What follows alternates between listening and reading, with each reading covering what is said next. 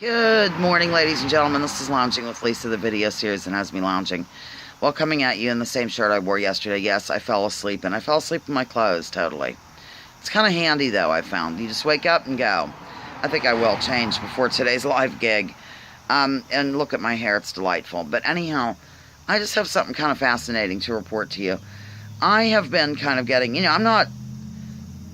I feel weird because lately I've been not lately, but several times I've recommended people and then they turn out to be not what I thought they were, I guess.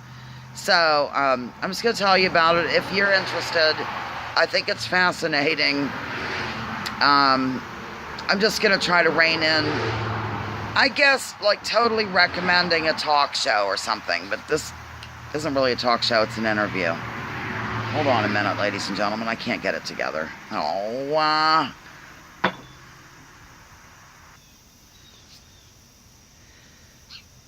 how did this happen? Ooh. Yes, it's called the pause button. I'm so excited I found it. Look at my hair, the horn on it. Alright, so last night I fell asleep. I wrote stuff down. I've been getting into this. You may check it out if you desire. I find it to be very credible. It's called Rich Planet TV. It's done in a very clever manner. The host is named Richard Hall. He's totally snackish. You know, I say that. It means attractive, an attractive man. And now it's kind of catching on across the land. I'm really glad about it. But anyhow, he, I've been looking at his stuff in terms of Dr. Judy Wood and another gentleman that worked along with Dr. Judy Wood and, all that jazz concerning, they're planning it, concerning 9/11, right? So, I just was kind of cruising through his channel to see what I might find that I like to go to bed with and stuff. And I've never really been into this particular case, but apparently this, Richard Hall has been, the snackish guy. It's the Madeleine McCann case, the little girl in Portugal. They were on vacation and she was kidnapped and all this jazz and blah, blah, blah. Okay. Evidently he's done, I've always thought the parents had something to do with that. Sorry. Even though I haven't really, looked into it big time. From what I've gathered, I just got an odd vibe off them. Okay, ladies and gentlemen, it's nothing deep. It's nothing scientific. It's a vibe. From the little bit I've looked at. But this Hall character interviewed a gentleman named Peter Hyatt. And it was a 3-part thing. It was about the McCanns. And what this Hyatt gentleman, what his title is or what he does, is he is a statement analyst. And basically, he can pick up on intent to deceive. He can pick up on what he calls embedded confession language, ladies and gentlemen. It's very scientific. It's very interesting how the brain works. Like, when you're telling a story, like say that I was telling a story about how, I don't know, I met Perpetual or something. The memories are, why would I fib about it? But I don't know. Let's just say there was some reason to fib about it. And I started to change the tenses, like the past tense and present tense and all that jazz. That would give this guy, it would raise an eyebrow in terms of if I was being truthful. It's the way that you use language, the way that you might distance yourself from, in the McCann's case, their missing daughter. Mind you, she's still missing. And this was about 2 years later that he analyzed that particular interview. And they weren't, not one time in the interview did they... You've seen parents who really are, concerned about their kids and had nothing to do with it. They are freaking out, is my child okay? What's happening to him or her right now? Are they warm? Are they safe? Do they have their favorite teddy bear? I mean, whatever. You're wondering what the hell's going on. And he never saw any of that in terms of those parents. It was real odd. And I just found it to be very, very interesting, ladies and gentlemen. And some of the language... What he'll do even is, say that a company, somebody stole something major from a company, and everybody, all the employees go and sit down and write what their job description is, what they did. He can ascertain, he can gather from what they've written, persons A through Z, that person M's looks a little suspicious, this is your thief, or whatever. And it's based on how your brain works and how quickly you do this and the words you use to reply. It's too much to get into here in this morning segment. But, yeah, that's what I watched. And okay, another thing that he brought to light that I never heard of is oftentimes when people mention in a statement or something that they brush their teeth or they mention oral hygiene or something to that effect, it often, somewhere deep in the back of their mind, has something to do with sexual abuse. Either they themselves were sexually abused as youngsters, or it went on with the victim or the missing child, or there's something weird. And he goes into the reasons why, and it's so weird, ladies and gentlemen. It even has to do with, wives that are abused by their husbands. Like, when they go to brush their teeth, that's their only safe area or something, with the bathroom door being closed. And there's something with the door, like when people go on about, well, I left today and opened the door and went out to my car. It's too detailed in that door. There's something about mentioning the door that also triggers some interesting things that he concludes, and he's, on target, so that's the interesting thing. And this is like a total science, or a total, I guess, science, I'll call it, where you have to go and, of course, be trained for this, and all that jazz. So anyhow, the name of the gentleman who did the interviewing is called Peter Hall.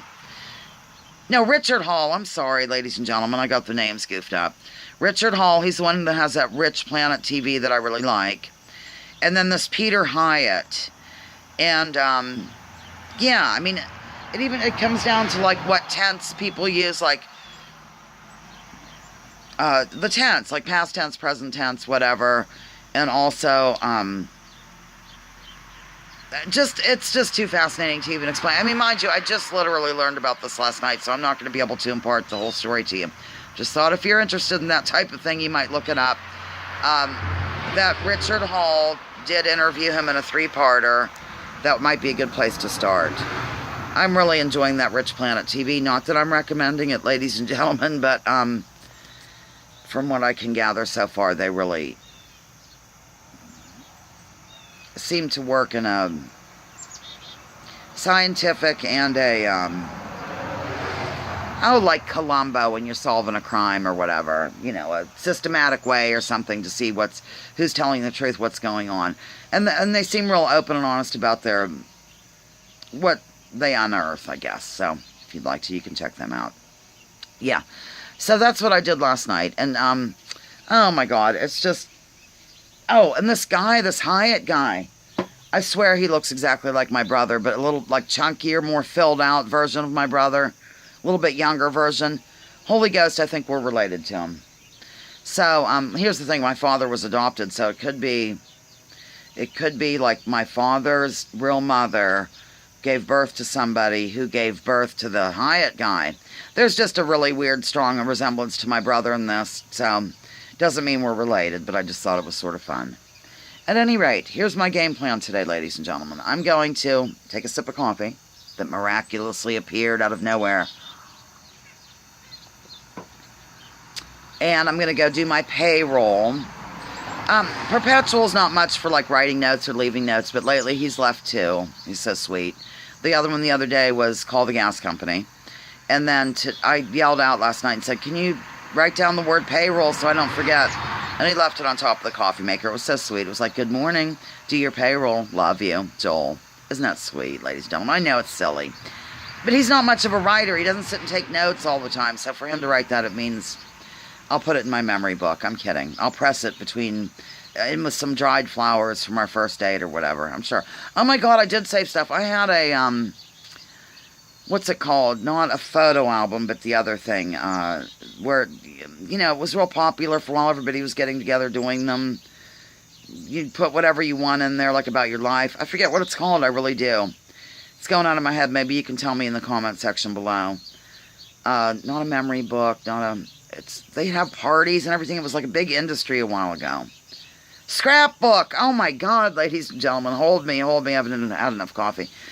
Yeah, I started a scrapbook of our lives together because whenever Perpetual did propose to me at one point, and it was very cute. I'll tell you the story another time. But I saved some of the things from there. At this point, the ring could go in there because I never wear it. Come on, ladies and gentlemen, we're ever going to get married. Like, why would I want to? I'm not going to give birth. I don't think it would behoove us to in terms of taxes or whatever. I don't know. Okay, that's the end of the story. I'm leaving. I will be back at 2:30 live. You know, if something happens before then, you know that I'll dramatically reach for my phone and come at you madly. If you'd like to learn about this analysis of statements, feel free to look up Peter Hyatt, who might be a long-lost cousin. Okay. Lounging with Lisa, the video series that has me lounging while coming at you with thoughts of the day. Please join me, join others. Drop your political identity, focus on an issue or maybe two, and leave labels at the door, and see you at 2:30. What I did, we're going to do just a very light trivia. Some of the questions that I had from the Jeopardy are being incorporated into that. But a lot of questions about me or something, or about Lisa calls this whatever. Like, it's a focus on lounging viewers. Not totally, though. There's some other things, like there's a question in there about a candidate for the president in '08 and stuff like that. Okay, bye.